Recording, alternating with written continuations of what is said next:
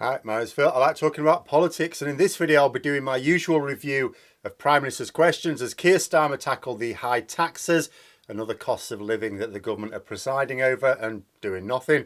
And Ian Blackford reminded the Prime Minister that even his own MPs have lost confidence in him. But first, if you'd like to be notified of daily news and politics, please subscribe to the channel and click the bell notification icon. So I was very pleased to see that we were able to move on to some questions about the government for once. I said last week that constantly having to ask questions about the Prime Minister's very position is toxic. Of course, when a Prime Minister is as demonstrably unsuitable as Johnson is, these questions have to be asked. A lot. But they do nothing to query the future direction of the government. Starmer largely moved on from the unsuitability of Johnson to hold any sort of office and on to why he's generally unfit to govern specifically. And he went on with taxes. Now, I'm not going to go over a blow-by-blow account here, although I'm going to cover every question. Starmer gave lots of examples of the sorts of tax rises and stealth tax rises that the government was initiating, but he asked specifically why taxes are going up if the Prime Minister claims to support low taxes. Johnson tried to distract by doubling down on a lie that's already had several of his own MPs publicly disown him and said that taxes are coming down for people on universal credit.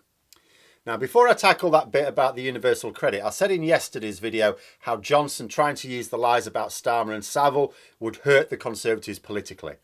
And so his MPs are not very happy about it. Well, I saw a claim in the Times that a number of Tory MPs have threatened to submit letters of no confidence if he does not reject his claim. Now, whether it's enough to push the numbers over the threshold to trigger the vote, I don't know. It may be that many of the ones who would do that have already put their letters in.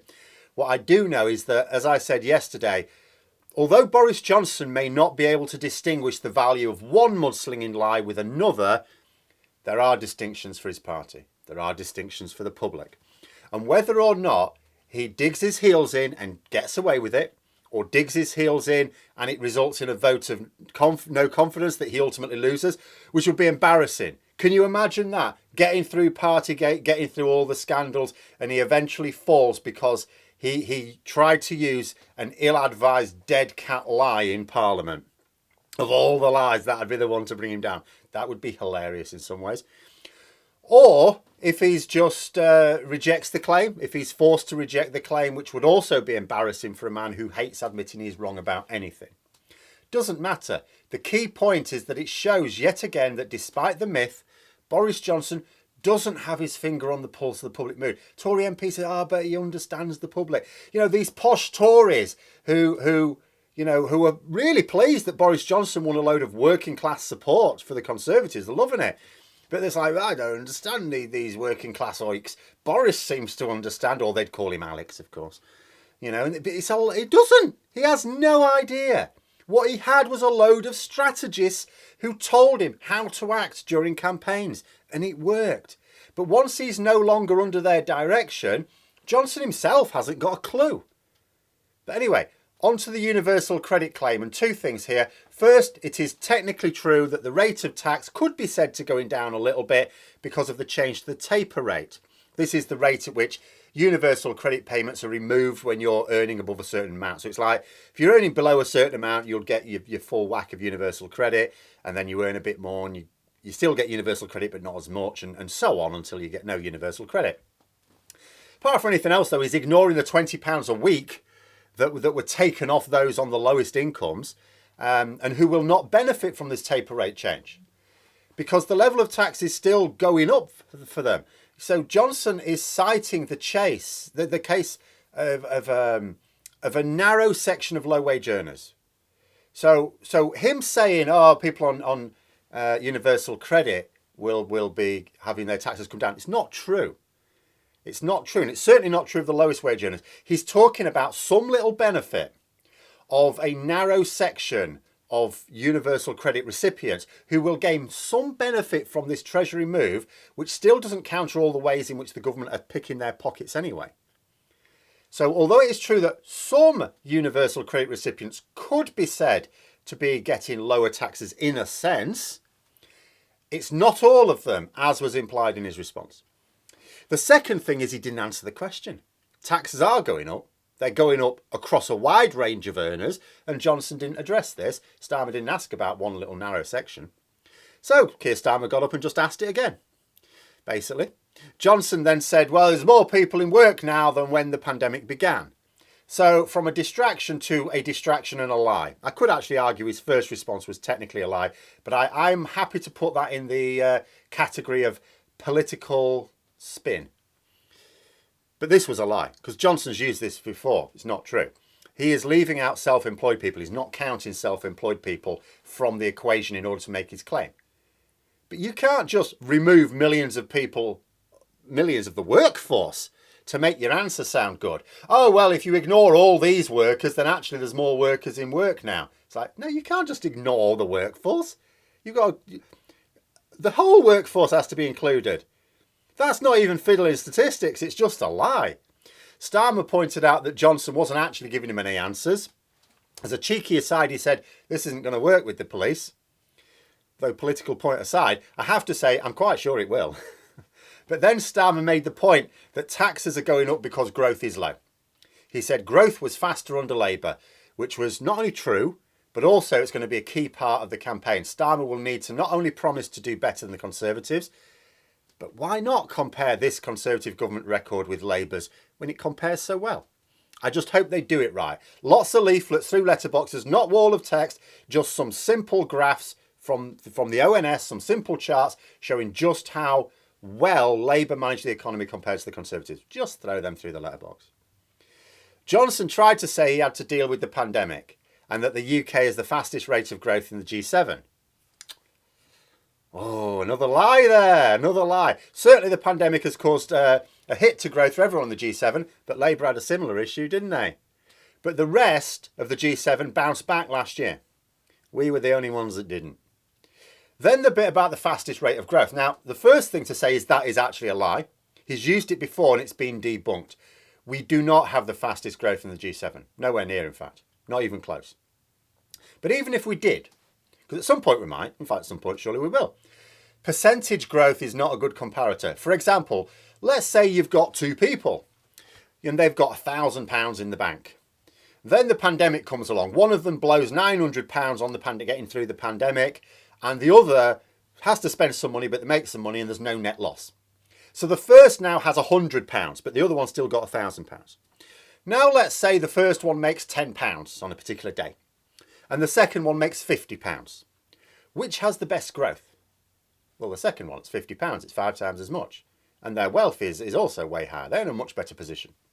But the first one has 10% growth, and the second only has 5% growth.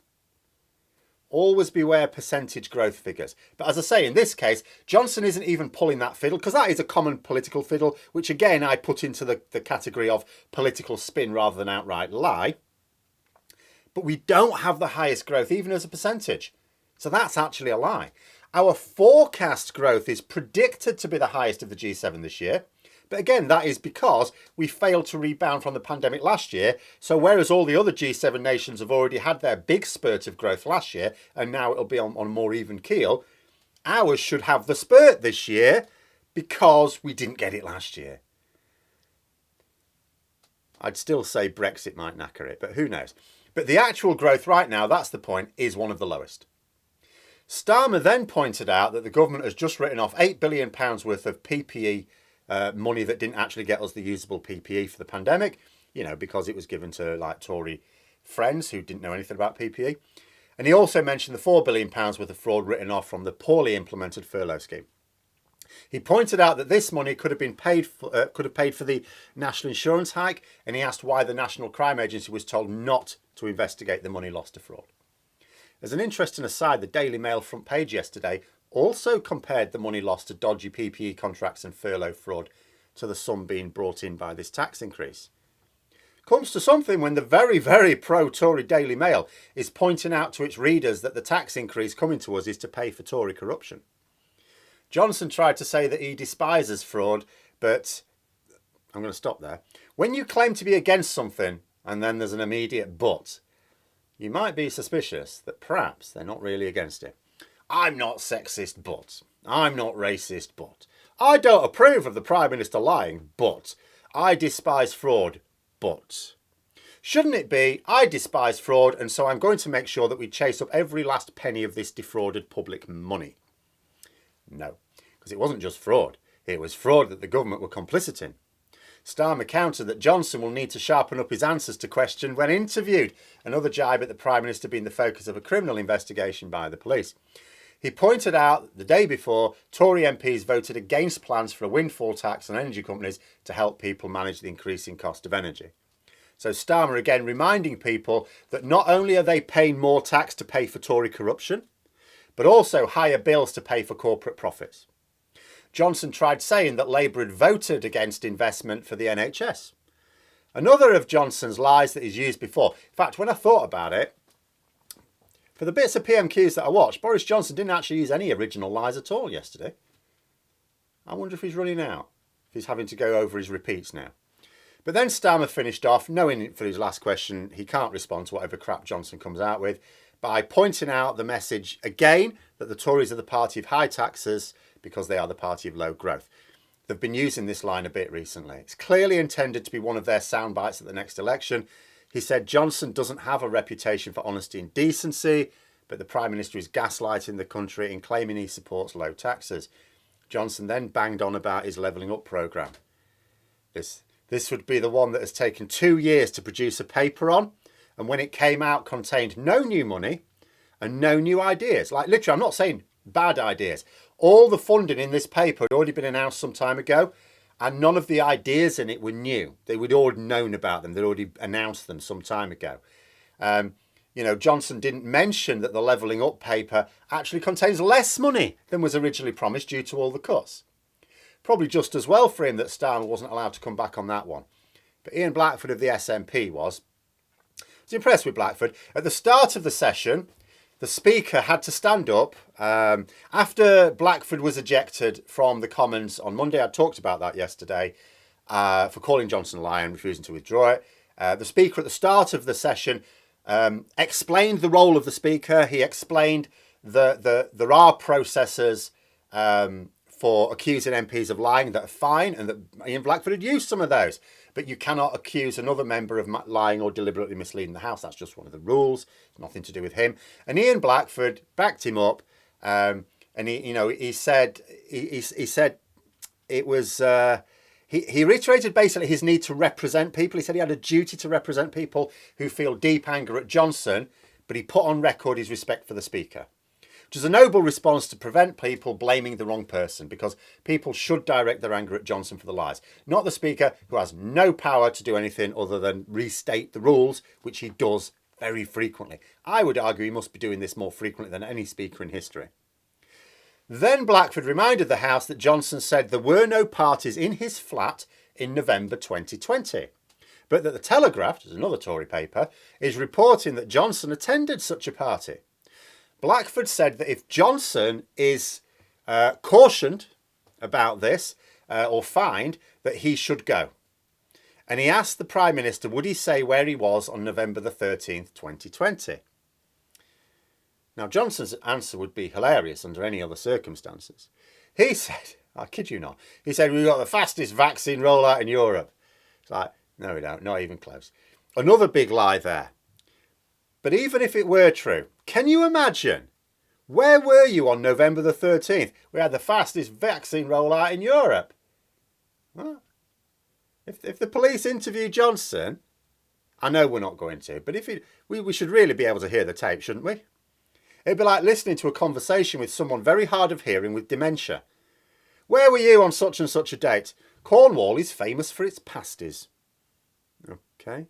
Where were you on this other date? The Black Sea isn't really all that black, you know. Right. What about this date? I like cake. Yeah, we heard. This is our Prime Minister. It's embarrassing. Make it stop. For the love of puppies, make it stop. Blackford then said Johnson should read the room. He's lost the support of colleagues. He called him a dangerous distraction at home and a running joke on the international stage. Which is quite right. The only people who are finding this funny right now are those outside the UK looking in, or at least those who've got a quick exit planned. He reminded him that the chair of the Defence Committee has now submitted his letter of no confidence. This was referring to Tobias Ellwood, who said in a statement yesterday morning that he'd put his letter in as a response to Boris Johnson making those false claims about Starmer. You know, and as I say, there are other Tory MPs who are reportedly telling Johnson to reject this claim, otherwise they'll be putting their letters in as well. But that was it from the two main opposition leaders. Questions of national importance, no response other than evasions and lies. Evasions and lies that are fooling very few people these days. But those are my thoughts. Let me know yours in the comments below. Hope you found the video interesting. If you did, don't forget to click the like button if you'd like to support the channel further. Please also click the Patreon link for details. And until next time, I'll see you later.